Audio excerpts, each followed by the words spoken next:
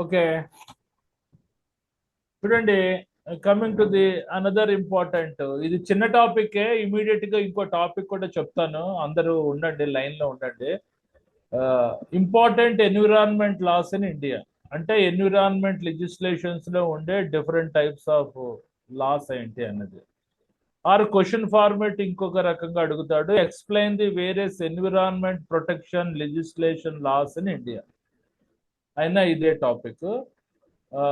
అంటే environment legislations లో ఉండే లాస్ ఏంటి అన్నది మన టాపిక్ ఇవాళ. ఓకే, చూడండి.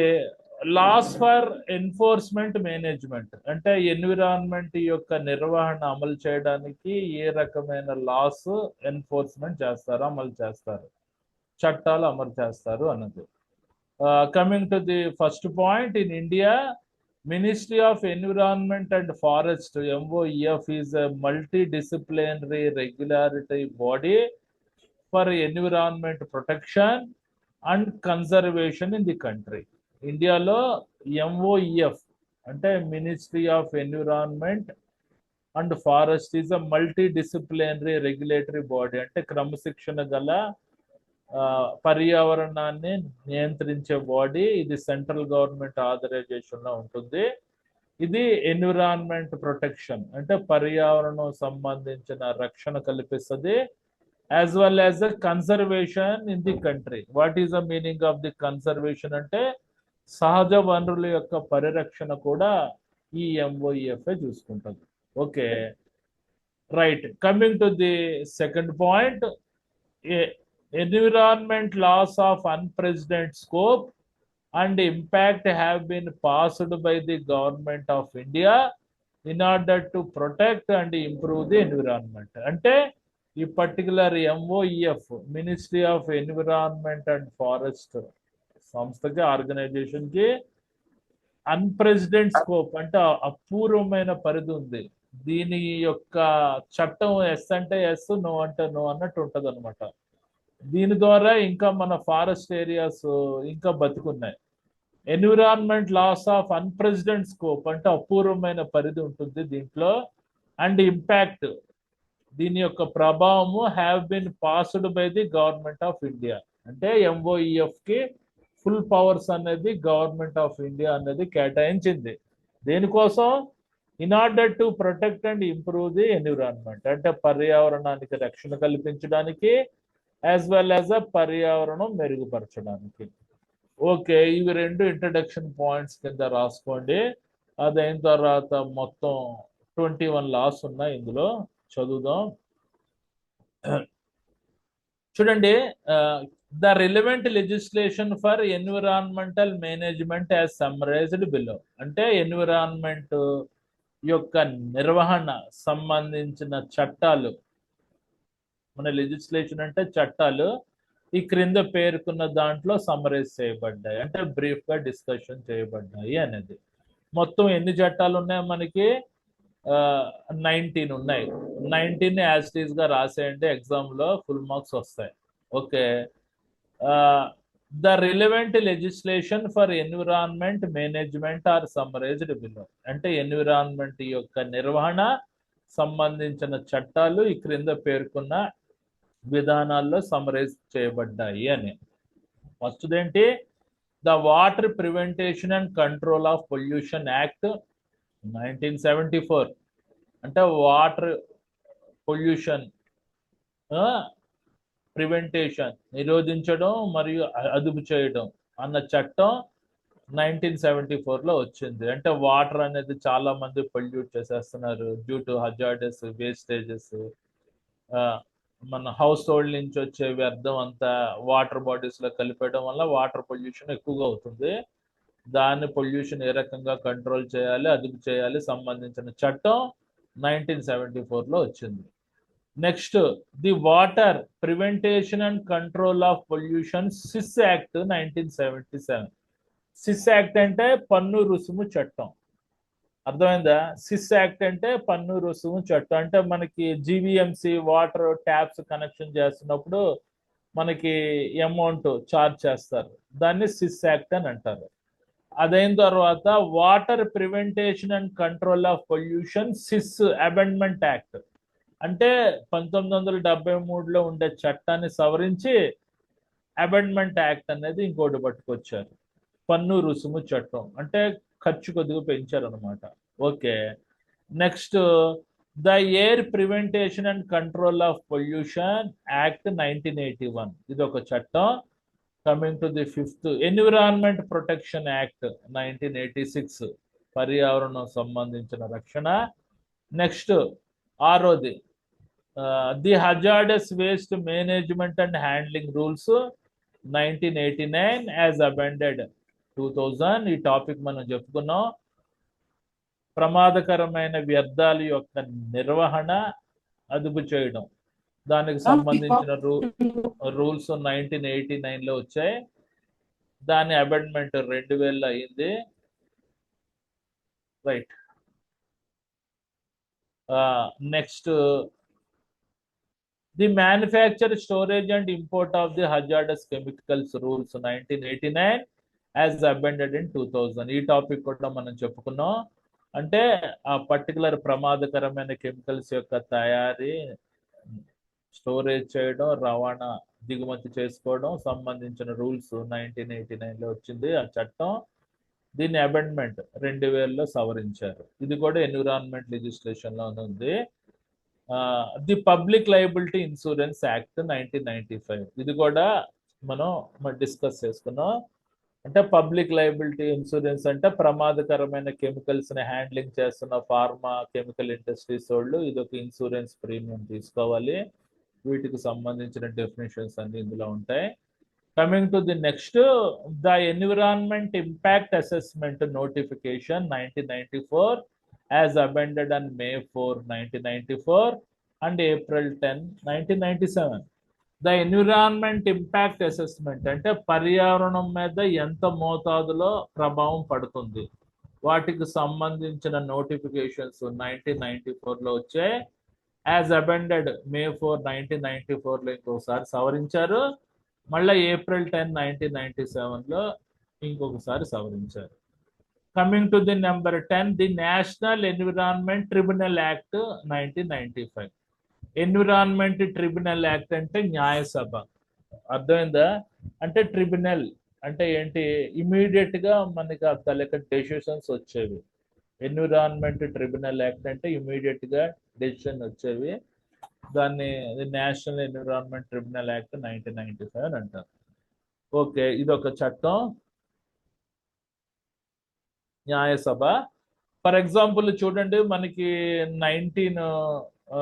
మనకి చంద్రబాబు నాయుడు గవర్నమెంట్ ఫార్మ్ అయినప్పుడు ఇప్పుడు ఫార్మ్ అయింది 2016లో ఫార్మ్ అయినట్టుంది, 15లో. 2016లో పోలవరం సంబంధించిన వర్క్స్ ఈ తాలూకా స్టాప్ చేయమని నోటిఫికేషన్ వస్తే ఆంధ్రప్రదేశ్ స్టేట్ గవర్నమెంట్ ఈ పర్టికులర్ మనకి నేషనల్ ఎన్విరాన్మెంట్ ట్రిబ్యునల్లోకి వెళ్ళి ఎన్ఓసి తెచ్చుకుంది అనమాట. Okay, right. Coming to the next, the chemical accident emergency planning and preparedness and response rules 1996, ఈ టాపిక్ కూడా చెప్పుకున్నాం. కెమికల్ యాక్సిడెంట్స్ అంటే అత్యవసర పరిస్థితి సంబంధించిన ప్రణాళిక మరియు సంసిద్ధం కావడం, ఏ రకంగా ప్రతిస్పందించాలి, వాటికి సంబంధించిన రూల్స్ 1996లో ఉంటాయి. Next, the biomedical waste management and handling rules 1998 and amended 2016. Biomedical waste అంటే హాస్పిటల్ నుంచి వచ్చే వ్యర్థాన్ని ఏ రకంగా అదుపు చేయాలి, నిర్వహించాలి, వాటికి సంబంధించిన రూల్స్ 1998లో వచ్చాయి. వాటిని 2016లో సవరించారు. Okay, next, the recycled plastic manufacture and usage rules 1999, ఇది కూడా చెప్పుకున్నాం. అది ప్లాస్టిక్ యొక్క వ్యర్థాలని మనం ఏ రకంగా రీసైల్ చేసి తయారు చేయాలి, ఏ రకంగా ఉపయోగించాలి, వాటికి సంబంధించిన రూల్స్ 1999లో వచ్చాయి. ఇది కూడా ఎన్విరాన్మెంట్ లెజిస్లేషన్లో ఉంది. Next, the fly ash notification. Fly ash అన్నది ఎక్కడి నుంచి వస్తుంది, మన థర్మల్ పవర్ ప్లాంట్లో బొగ్గును మండించిన తర్వాత ఫ్లై యాష్ వస్తుంది. వాటికి సంబంధించిన ప్రకటనలు 1999. దీనివల్ల కూడా ఎర్త్ పొల్యూషన్ అవుతుంది. ఈ పర్టికులర్ ఫ్లై యాష్ అనేది ప్రెసెంట్ సిమెంట్ ఇండస్ట్రీస్ లో కలుపుతున్నారు, అంటే సిమెంట్ తయారు చేసే కంపెనీలు వాడుతున్నాయి అన్నమాట. Next the municipal solid waste management and handling rules 2000.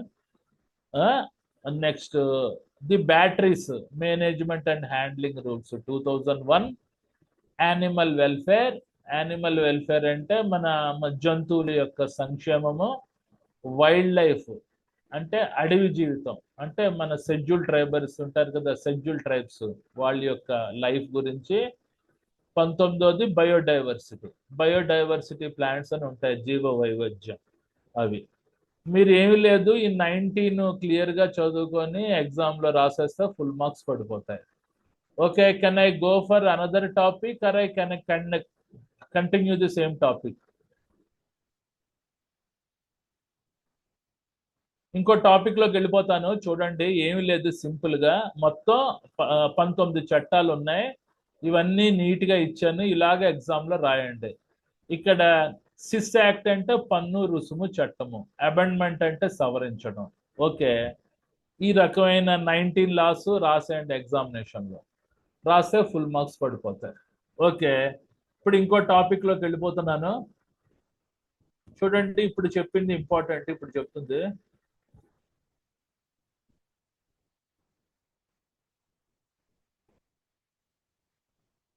ఇది రీసెంట్ గా అడుగుతున్నాడు ఈ question. Role of ILO for safety health welfare అంటే ఇంటర్నేషనల్ లేబర్ ఆర్గనైజేషన్ యొక్క విధి ఏంటి? రిగార్డింగ్ సేఫ్టీ హెల్త్ వెల్ఫేర్ గురించి ఇంటర్నేషనల్ లేబర్ ఆర్గనైజేషన్ యొక్క రోల్ ఏంటి అన్నది. ఓకే, చూడండి, ఇవి కూడా సింపుల్ పాయింట్స్ ఉంటాయి. ఇంట్రడక్షన్ ఏంటి, టాపిక్ పేరు the role of ILO safety health welfare, international labour organisation యొక్క role regarding safety health welfare గురించి. Coming to the introduction, the International Labour Organization ILO plays a crucial role in promoting safety, health, welfare in the workplace globally. అంటే international labour organisation అన్న సంస్థ ముఖ్యమైన భూమిక ప్రోత్సహిస్తుంది. దేంట్లో? భద్రత మరియు ఆరోగ్యం మరియు సంక్షేమం ఆ పని ప్రదేశంలో ప్రోత్సహిస్తుంది ప్రపంచవ్యాప్తంగా అని అంటున్నాడు. As a specialised agency of the United Nation, the ILO sets the international labor standards, provides the guidelines and supports the member countries in ensuring the decent work condition. అంటే ఏంటి ఇది? యాజ్ ఎ స్పెషలైజ్డ్ ఏజెన్సీ అంటే ఇది ఒక ప్రత్యేకమైన సంస్థ, United nations యొక్క ప్రత్యేకమైన సంస్థ. ఇది ఇంటర్నేషనల్ లేబర్ యొక్క ప్రమాణాలని ఏర్పాటు చేయడం, ప్రొవైడ్స్ గైడ్ లైన్స్ వాటికి మార్గదర్శకాలు పొందుపరచడం, అండ్ సపోర్టింగ్ మెంబర్ ఒక సహకారం కింద ఉండడం. ఆ పర్టికులర్ కంట్రీస్ ఆ పర్టికులర్ సభ్య దేశాలకి సహకార మెంబర్ కింద ఉండి పని ప్రదేశంలో డీసెంట్ వర్క్ కండిషన్స్ అనేది ప్రోత్సహించడం దీని యొక్క ముఖ్యమైన భూమిక. ఆల్రెడీ మనం చదువుకున్నాం. It's a key contribution. వీటి యొక్క ముఖ్యమైన సహకారాలు ఏంటి? First, setting international labour standards అంటే ఇంటర్నేషనల్ లేబర్ స్టాండర్డ్స్ ప్రమాణాలని రూపొందించేటట్టు చేయడం. సెట్టింగ్ అంటే అమర్చేటట్టు చేయడం. Coming to the first sub point, the ILO develops and adopts conventions and recommendations related to the occupational safety and health. అంటే ఇంటర్నేషనల్ లేబర్ ఆర్గనైజేషన్ అనేది సాంప్రదాయాల రూపంలో, సిఫార్సుల రూపంలో అభివృద్ధి చేసింది. అంటే ఆ సాంప్రదాయాల్ని, సిఫార్సుల్ని అభివృద్ధి చేసి దత్తత తీసుకుంది. ఏం రూపంలో? In the related to occupation safety and health అంటే వృత్తిపరమైన ఆరోగ్యము మరియు భద్రతాపరమైన సాంప్రదాయాలు, వాటి యొక్క సిఫార్సుల్ని అభివృద్ధి చేసి అడాప్ట్ చేసుకుంది అని. This provide a framework for a national policies and laws to protect the workers. అంటే ఇది ఒక ఫ్రేమ్ వర్క్ కింద సమకూర్చింది. What is the meaning of framework అంటే a system of rules or ideas which helps you decide what to do. అంటే framework అంటే ఇదొక system of rules or ideas which helps you develop a work అనమాట. చూడండి, this provide a framework for national policies, అంటే జాతీయ పరమైన విధానాలకు ఒక ఫ్రేమ్వర్క్ కింద ఏర్పాటైంది. అండ్ ప్రొటెక్ట్ ది వర్కర్స్, తద్వానంగా మన జాతీయ పరమైన చట్టాల అనుగుణంగా వర్కర్స్ కి రక్షణ కల్పిస్తుంది. Some of the ILO conventions, అంటే ఈ క్రింద పేర్కొన్న ఇంటర్నేషనల్ లేబర్ ఆర్గనైజేషన్ యొక్క కన్వెన్షన్స్ సాంప్రదాయాలు ఏంటి? ILO conventions number 155. ఓకేనా? ఇందులో ఆక్యుపేషన్ సేఫ్టీ హెల్త్, ఇది 1981లో ఎస్టాబ్లిష్మెంట్ అయింది. Establishing the guide lines for national OHS policies, అంటే జాతీయ ఆక్యుపేషన్ సేఫ్టీ హెల్త్ సంబంధించిన విధానాలు ఇందులో పొందుపరచబడ్డాయి. దీని ఏమంటారు? ఐఎల్ఓ కన్వెన్షన్ నెంబర్ 155 అని అంటారు. Next ILO convention number 187. దీని నెంబర్ ఏంటి? ఇది ఇంటర్నేషనల్ లేబర్ ఆర్గనైజేషన్ యొక్క సాంప్రదాయం యొక్క నెంబరు 187. ఇందులో ఏముంటాయి? మన promotional framework for occupational safety and health, అంటే ఇది ఒక ఫ్రేమ్వర్క్ ని ప్రోత్సహించడం, ఏది వృత్తిపరమైన ఆరోగ్యము మరియు భద్రత సంబంధించిన ఫ్రేమ్వర్క్స్ ని ప్రోత్సహించడం. ఇది 2006లో ఎస్టాబ్లిష్మెంట్ అయింది. ఇది ఏం చెప్తున్నాడు?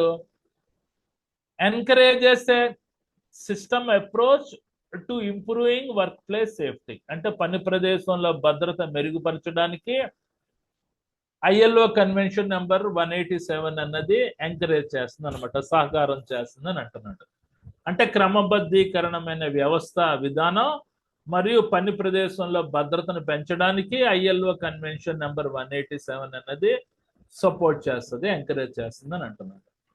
ఓకే, ఇది coming to the next point, promoting safety and health at the work place, అంటే భద్రత మరియు ఆరోగ్యం సంబంధించిన విధానాలని ప్రోత్సహించేటట్టు చేయటం. ఎక్కడ? పని ప్రదేశంలో. ఏ రకంగా ప్రోత్సహిస్తుంది? The ILO provides a technical assistance and advisory services to countries in developing and implementing OHS policies, regulations and programs. It works with the government, employers and workers. ఏంటి? ఇంటర్నేషనల్ లేబర్ ఆర్గనైజేషన్ అన్నది technical assistance, అంటే ఒక సాంకేతిక పరమైన సహకారం అందిస్తుంది. And advisory, సూచనలకు సంబంధించిన సేవలు ఉంటాయి ఇందులో. ఎవరికి? ప్రతి కంట్రీకి సాంకేతిక పరమైన సహకారము, సూచనలకు సంబంధించిన సేవలు ఉంటాయి. ఎక్కడ? ఎస్పెషల్లీ ఇన్ డెవలపింగ్ కంట్రీస్, అభివృద్ధి చెందుతున్న కంట్రీలో. అండ్ ఆ పర్టికులర్ అభివృద్ధి చెందుతున్న కంట్రీలో ఆక్యుపేషన్ సేఫ్టీ పాలసీస్ ని అమలు చేసేటట్టు, వాటి యొక్క నియంత్రణలు, రెగ్యులేషన్స్ అమలు చేసేటట్టు, ఆ పర్టికులర్ ప్రకటన విధానాలు డెవలప్ చేసేటట్టు ఇందులో నామ్స్ ఉంటాయన్నమాట. It works with government, employers and workers. ఇందులో 3 నిర్మాణాల విశిష్ట కలయిక ఆల్రెడీ చెప్పుకున్నాం. ఈ పర్టికులర్ ఐఎల్ఓలో ఆ పర్టికులర్ సభ్య దేశాల యొక్క గవర్నమెంట్స్, ఎంప్లాయర్స్ అంటే ఎంటర్ప్రెన్యూర్స్ అండ్ వర్కర్స్ ఉంటారు. కమింగ్ టు ది వీళ్ళ మెయిన్ ఏమేంటి? Reduce the workplace accident and diseases, అంటే పని ప్రదేశంలో మనకి యాక్సిడెంట్స్ ని కంట్రోల్ చేసేటట్టు ఉండడం. ఆక్యుపేషనల్ డిసీజెస్ అంటే వృత్తిపరంగా జబ్బులు బారిన పడకుండా చూడటం. Next improve the working conditions, అంటే ఆమోదయోగ్యమైన పని యొక్క పరిస్థితుల్ని మెరుగుపరిచేటట్టు ఉండడం. Next enhance the productivity through safer work and environment, అంటే ఎన్హాన్స్ ది ప్రొడక్టివిటీ అంటే ఉత్పాదక శక్తిని విస్తరించేటట్టు చేయడం. దేని ద్వారా? సురక్షితమైన పని వాతావరణం కల్పించడం ద్వారా ఆ ఉత్పాదక శక్తిని విస్తరించేటట్టు చేయడం అన్నమాట. ఇది సెకండ్ పాయింట్. ఫస్ట్ పాయింట్ ఏంటి? Setting international standards. International standards 2 రకాలు. ILO convention number 155, next ILO convention number 187. Second point, promoting safety and health at work place. Coming to the third point, conducting research and sharing knowledge, అంటే research పరిశోధనలు జరిపి వాళ్ళకి సంబంధించిన knowledge share చేసేటట్టు ప్రతి కంట్రీకి. Okay, coming to the sub point, the ILO collects data and conduct research and publishes the reports on occupational safety, health risk and emerging work place hazards. అంటే international labour organisation అన్నది ఆ particular important డేటాని సేకరించి conduct research అంటే పరిశోధనలు జరిపి and publishers అంటే వాళ్ళు సంబంధించిన పరిశోధనలు పబ్లిష్ చేసి ఆ పర్టికులర్ వృత్తిపరమైన భద్రత మరియు ఆరోగ్యపరమైన సంఘటనలు యొక్క రిస్కులు మనం ఏ రకంగా జరుగుతాయి, వాటిని ఏ రకంగా కంట్రోల్ చేయాలి అన్న విషయాల్లో మన పబ్లిష్ అంటే ప్రచురించేటట్టు ఉండాలి వాటికి సంబంధించిన reports. And emerging work place hazards. అంటే ఎమర్జింగ్ వర్క్ ప్లేస్ హజార్డ్స్ అంటే ఏదైనా పని ప్రదేశంలో సంభావ్య ప్రమాదాలు మనకి ఏ రకంగా ఉద్భవిస్తున్నాయి అన్న విషయంలో కూడా రీసెర్చ్ చేయాలి. రీసెర్చ్ చేసి వాటికి సంబంధించిన అంశాలు పబ్లిష్ చేసి రిపోర్ట్ చేసేటట్టు ఉండాలి. Okay, coming to the next, it helps the raise awareness and providing training programme for different industries. అంటే ఇది అవేర్నెస్ అంటే అవగాహన అన్నది పెంపొందించడానికి అవకాశం పడుతుంది.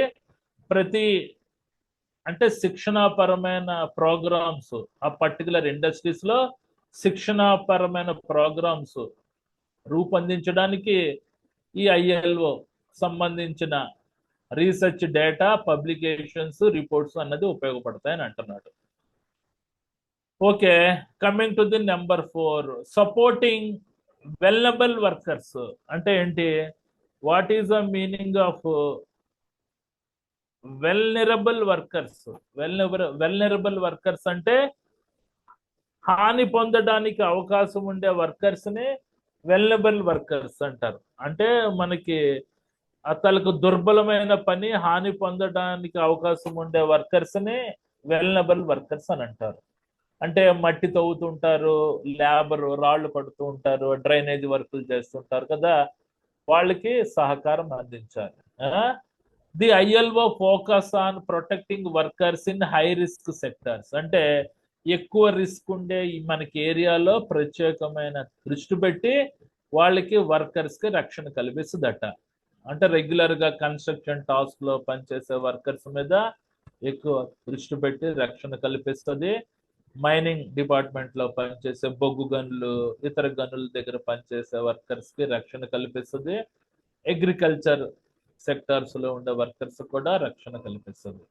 Informal and gig economy workers. Informal అంటే అనధికార మనకి వర్కర్స్ ఉంటారు కదా, అనధికార వర్కర్స్ అంటే ఎవరు? Informal workers. ఎగ్జాంపుల్ నర్సులు ఉంటారు, plus school teachers, private school teachers, వాళ్ళందరికీ కూడా రక్షణ కల్పించాలి. గిగ్ ఎకానమీ వర్కర్స్ అంటే ఏంటి? గిగ్ ఎకానమీ వర్కర్స్ అంటే తాత్కాలిక మరియు స్వల్పకాలిక పనిచేసే వాళ్ళని గిగ్ ఎకానమీ వర్కర్స్ అంటారు. అంటే టెంపరీ జాబ్స్ చేసేటోళ్ళని గిగ్ ఎకానమీ వర్కర్స్. వాళ్ళకి కూడా సపోర్ట్ చేస్తుంది. ఉమెన్స్ ఆడవాళ్ళకి, ప్లస్ మైగ్రెంట్ వర్కర్స్. మైగ్రెంట్ వేరే దేశం వెళ్ళి పనిచేసే వర్కర్స్ కి, అండ్ డిజేబుల్డ్ వర్కర్స్ కి అంటే వైకల్యం చెందిన వర్కర్స్ కూడా వీళ్ళు సపోర్ట్ చేస్తుంది అనమాట. ఇది ILO. Coming to the next, campaigning for workers welfare. అంటే వెల్ఫేర్ అంటే సంక్షేమం. సంక్షేమం గురించి క్యాంపెయినింగ్ చేయడం, ప్రచారం చేయడం. ఏ రకంగా ప్రచారం చేస్తావు చూడండి. Behind the physical safety, the ILO advocates for fair wages, social security, work life balance and mental wellbeing. అంటే అంటే భౌతికపరమైన సేఫ్టీతో పాటు ILO advocates. What is the meaning of advocates అంటే అంటే మన సమర్థిస్తుంది ఎవరికి? వర్కర్స్ కి. ఫేర్ వేజెస్ అంటే పని చేసేటప్పుడు వచ్చే సంపాదన ఫేర్ గా ఉండాలి. మినిమం వచ్చే ఇన్కమ్ వాళ్ళ యొక్క బేసిక్ నీడ్స్ కి సరిపోయేటట్టు ఉండాలి. దీన్ని ఫేర్ వేజెస్ అని అంటారు. సోషల్ సెక్యూరిటీ, సామాజిక పరమైన భద్రత కల్పించాలి. వర్క్ లైఫ్ బ్యాలెన్స్ అయ్యేటట్టు ఉండాలి. అండ్ మెంటల్ వెల్బీయింగ్ అంటే వాళ్ళు మానసికంగా కూడా క్షేమంగా ఉండాలి. అది వెల్ఫేర్ ఎమ్యూనిటీస్ చూడటం. Next, it promotes the decent work as a fundamental right. అంటే క్రమశిక్షణతో కూడిన మంచి పనిని ఇది ప్రోత్సహిస్తుంది. అది ప్రాథమిక హక్కు కింద వర్కర్స్ కి అప్లై చేసేటట్టు ఉండాలి. నెక్స్ట్ మనకి responding to the global crisis. చూడండి, గ్లోబల్ క్రైసిస్ అంటే ఏంటి? ప్రపంచ సంక్షోభం వచ్చినప్పుడు వీళ్ళు ఏ రకంగా ప్రతిస్పందించాలి.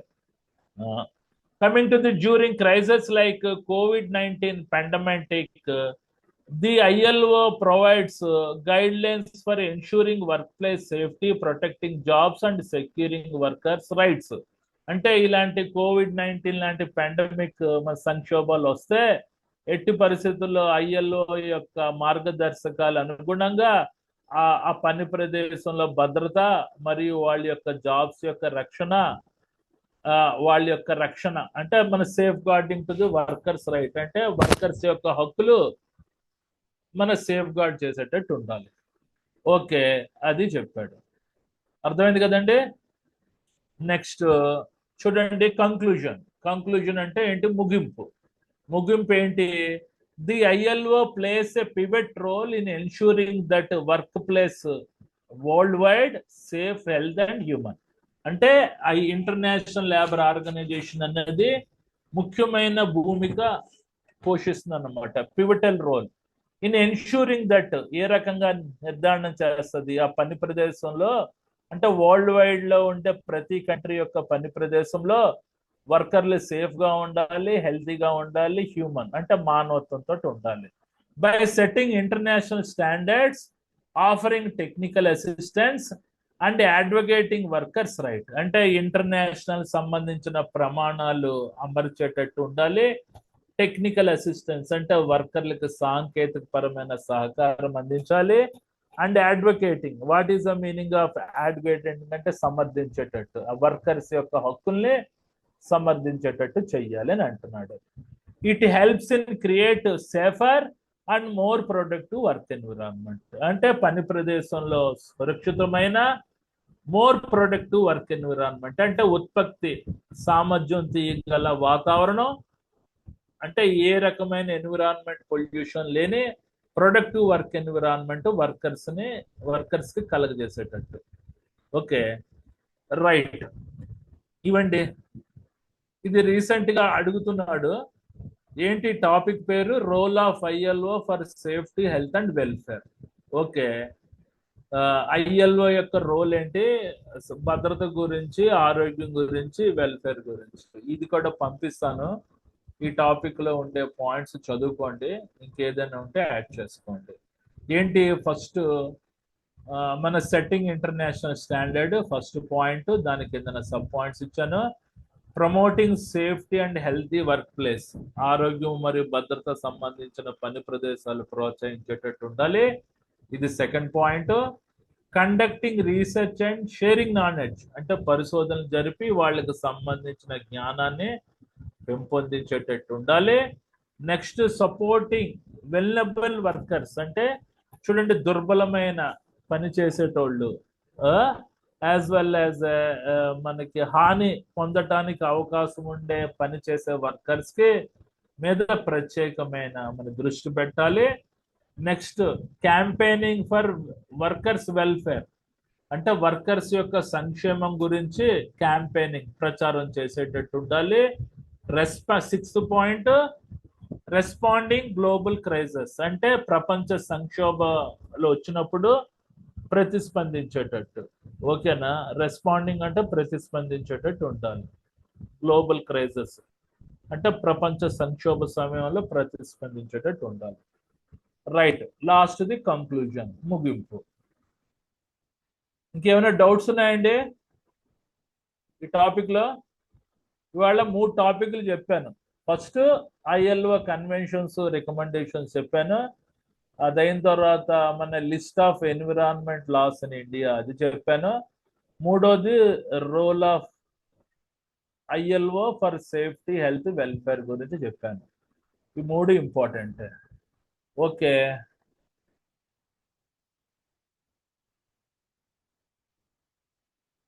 ఇది అందరికీ అయిందని కూడా. ఇది మన list of important environment laws in India. ఏంటి? మొత్తం 19 లాస్ ఉన్నాయి. ఇది ఫస్ట్ లా ఏంటి?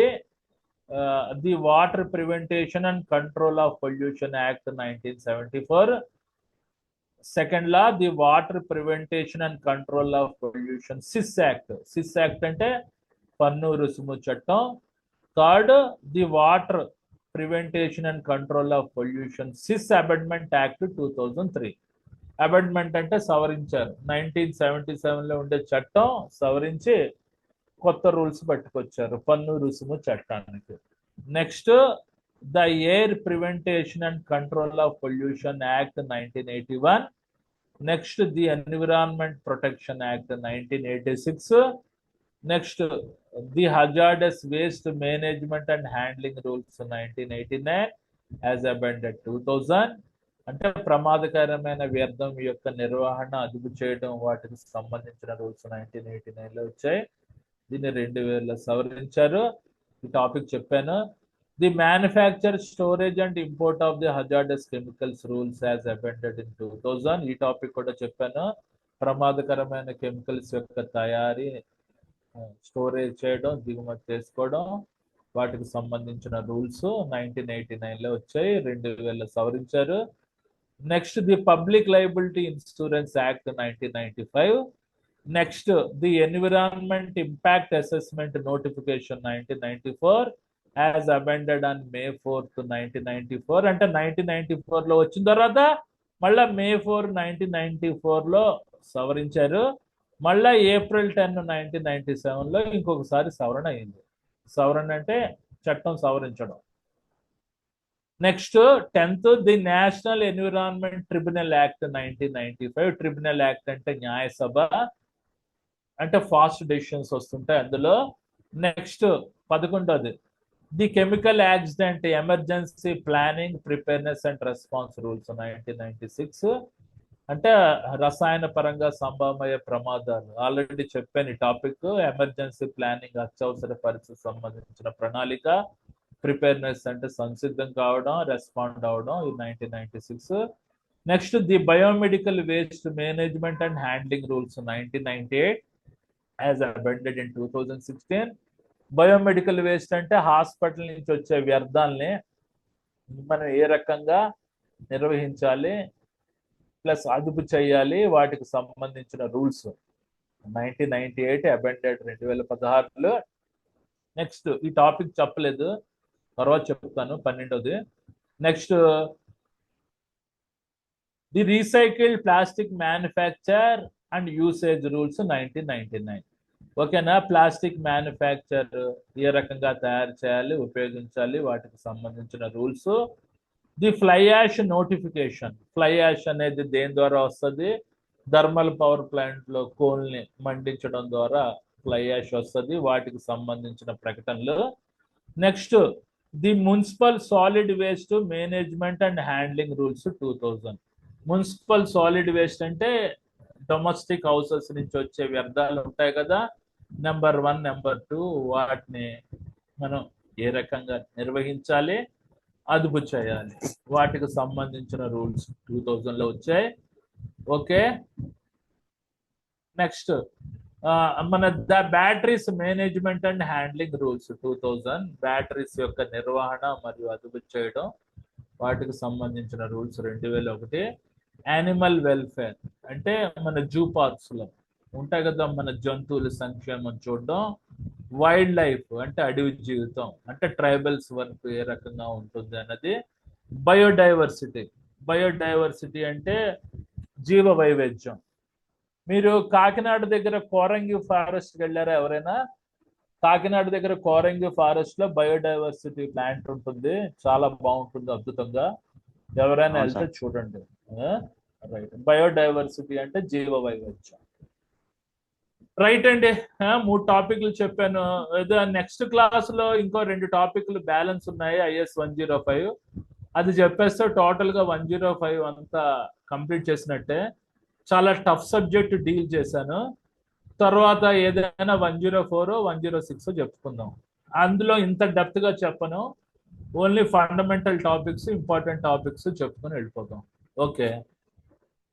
ఇది IS 105 కాబట్టి ప్రతి సబ్జెక్టు ప్రతి టాపిక్ డీల్ చేశాను. మిగిలిన దాంట్లో ఓన్లీ ఇంపార్టెంట్ క్వశ్చన్స్ డీల్ చేస్తాను. మనకు ఆల్రెడీ స్టడీ మెటీరియల్ ఉంది కదా, అందులో ఉన్నది చదువుకోండి. ఓకేనండి, ఇంకేమైనా డౌట్స్ ఉంటే అడగండి.